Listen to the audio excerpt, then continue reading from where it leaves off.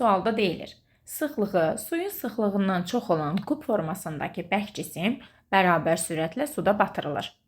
A vəziyyətindən B vəziyyətinə çatana qədər bu cismə təsir edən Arximed qüvvəsinin zamandan asılılıq qrafikini çəkin. Deməli, bərabər sürətlə hərəkət etdirilir. Sürət sabit qalır, V konstantdır. Cismin sıxlığı suyun sıxlığından çoxdur. Arximed qüvvəsinin düsturunu yazıram. F Arximed bərabər rho maye, V batan, J. Proses boyunca mayenin sıxlığı dəyişməz, J dəyişməz. Burada dəyişən batan hissənin həcmidir. Get-gedə cisim mayenin içərisinə daxil olduqca batan hissənin həcmi artır.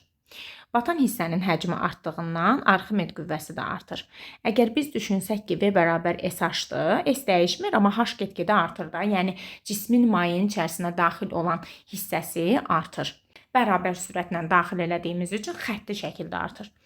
Arximed qüvvəsi də bu səbəbdən əvvəlcə zamandan asılı olaraq artır, çünki batan hissənin həcmi artır.